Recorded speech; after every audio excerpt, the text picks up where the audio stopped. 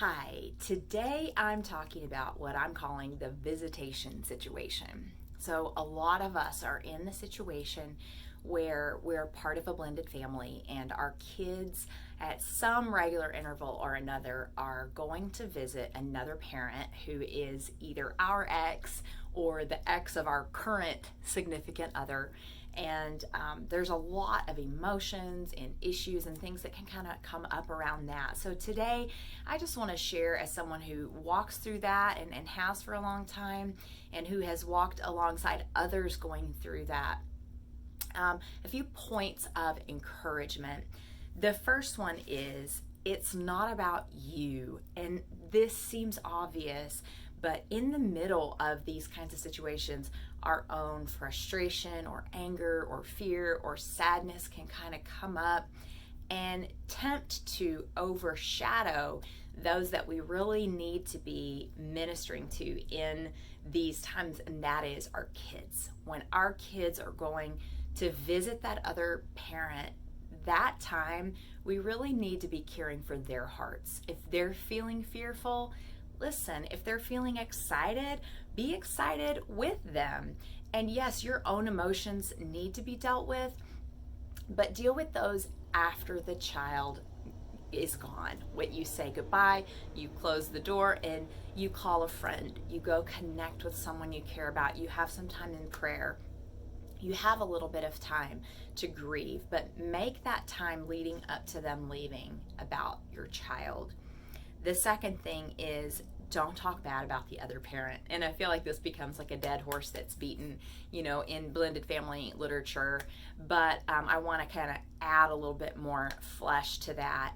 And that is to say, to even be aware of passive aggressive kind of things that can come out, or when you're attempting to listen to your child's emotions, that might be a time that you're tempted to slip in something, oh, I understand, and something that maybe your heart is in the right place, but it still has the tendency to shed negative light on the parent. And I encourage people, think big picture about this.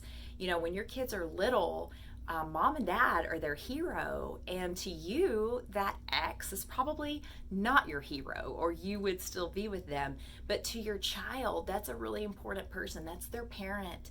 And as they get older, if that parent doesn't change, whatever character faults were there that kind of led to the decline of the relationship, those things that frustrate and anger you, if those things don't change in them, as your child gets older, they'll see that. They will, and you'll be navigating the situation differently, trying to love them through their grief about whatever is going on with that parent, or their struggles in communication with them. And you want to be in a position where you can still parent them through that, rather than in a position where they don't feel like they can come to you because you've vented all your own anger and bitterness out towards your child. Or, they feel like, oh, all this parent ever did was badmouth them, and so now I'm thinking negatively about this parent. You don't want to be in that position. So take the high road, and please don't talk bad about that child's parent. The next thing is to be aware of transitions, by which I mean your child's behavior and your child's emotions as they're getting ready for a visit. I find that when kids go regularly, like there is kind of a standard visitation week on, week off, or half a week, that type of a thing, that the transition time tends to be a little bit shorter, that it might be even just the 24 hours leading up to leaving. But in a situation like ours, where my kid's dad has always lived a long way away, so they don't go as frequently, but when they go, their visitations are long. And so I find that it might even be a few weeks leading up, that there's anxiety. What are we going to do? What are we going to wear? What is the weather going to be like? And then the closer that we get, then there's those emotional things of, I'm going to miss you when I'm gone, and, all of that stuff. And so just to be aware, again, like your child may be more emotional, there may be anxiety, again, excitement, whatever it is they're feeling, the feelings may be heightened. And then the same thing as they come back home. A lot of times there's different rules in one house than in another. One parent is more affectionate, one parent is more playful. So the back and forth, that child is aware, I'm going into a completely different environment. Things are going to be different. And so please be patient with the emotions that they might be experiencing, and just be on guard that they may need a little bit more or different parenting. And again, that's a place to kind of put your own emotions aside. Those are hard things, but save them for when your kiddo is gone. Number 4, respect their time with the other parent. I know it's really hard if you feel like you can't get a hold of them. I've worked with situations where someone feels like their ex is kind of using the child against them, and there's like tit for tat kind of things.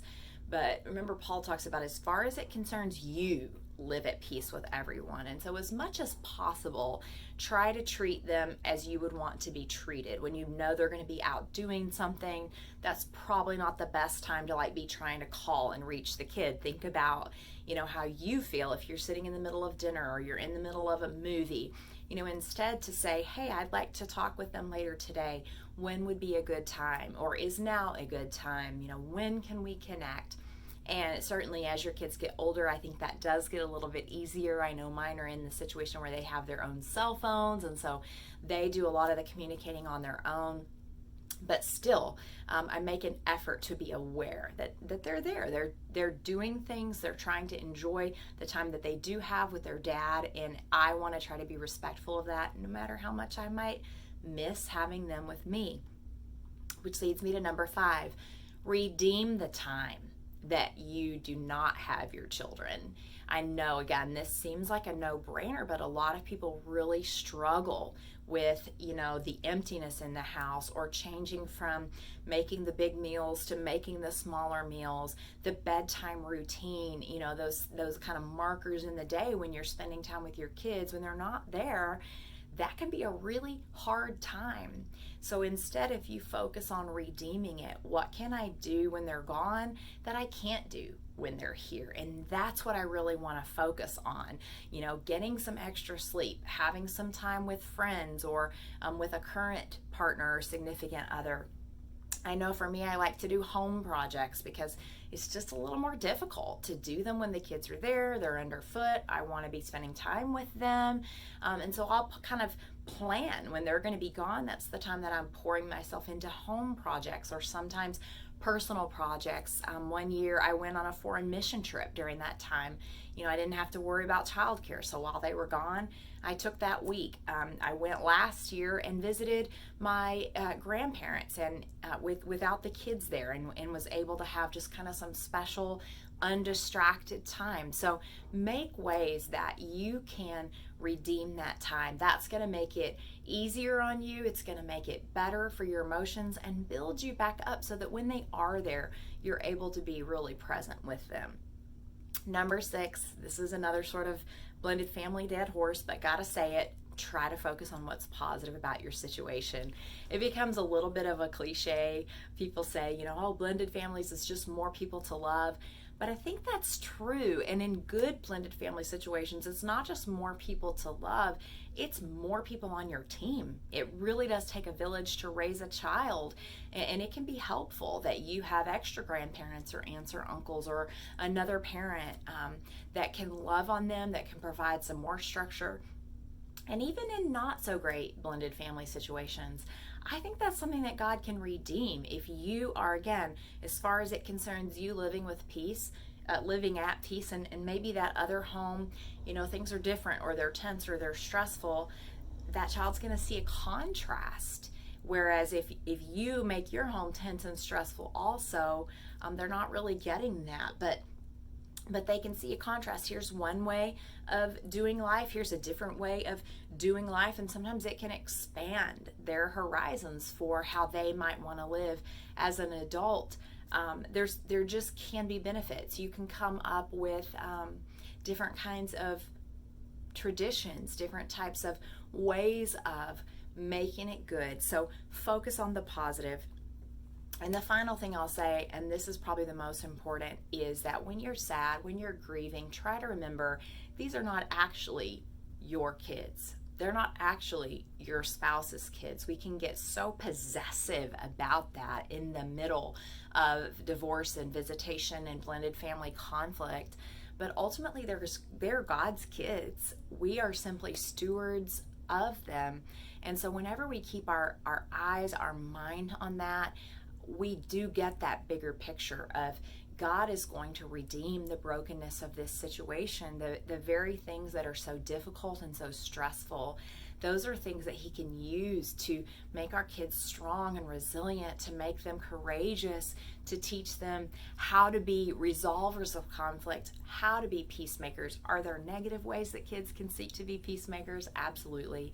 They can get caught in the middle, and that's a subject for a whole other time. But there really are things that God can teach them out of this. There's things that God can teach you out of this as you release those kids to Him. As much as you love them, and believe me, I get it. I have like a total mama bear heart for my kids. I'm not very bold when it comes to much else, but I am when it comes to my guys. But as much as I love them, I know that God loves them more. I know that He wants to redeem every broken thing in their lives. And so whenever they go away to their dads, whatever I miss, whatever I'm sad that I'm not a part of, whatever I'm afraid that they might be exposed to or walk through, I know that God has got them. He's holding on to me. He's holding on to my kids. And the same is true for you and for your kids.